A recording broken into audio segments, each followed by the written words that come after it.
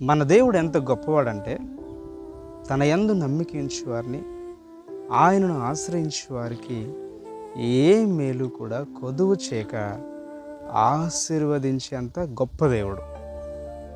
ఎవరైతే ఎందరైతే ఆయనని వెంబడిస్తారో, ఆయన నమ్ముతారో, ఆయన తప్ప వేరే దేవుడు లేడని వాళ్ళ హృదయమందు అంగీకరించి నిజముగా ఆయనకు మొరపెడతారో వారందరికీ దేవుడు అత్యధికమైన బలమును, అత్యధికమైన దీవెన, ఆశీర్వాదము ఇవ్వడానికి ఆయన ఇష్టపడతాడు.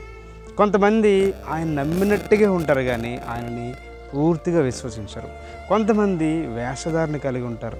కొంతమందికి ప్రార్థన జీవితం ఉండదు. ఏమీ దేవుడంటే భయం కానీ భక్తి కానీ ఏమీ ఉండదు. కానీ దేవుడు అన్నీ ఇవ్వాలని అనుకుంటారు.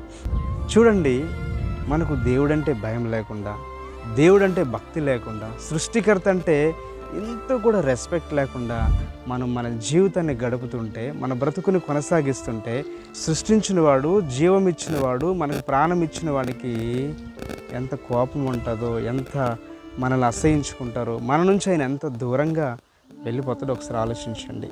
నిజముగా ఆయన యందు నమ్మిక ఉంచితే, నిజముగా ఆయనను ఆశ్రయించగలిగితే, నిజముగా ఆయన యందు నీవు పూర్తి విశ్వాసము, పూర్తి నమ్మకము, పూర్తి బిలీఫ్ నువ్వు కలిగి ఉంటే ఆయన గొప్ప దీవెన, గొప్ప ఆశీర్వాదం నీకు అనుగ్రహిస్తాడు.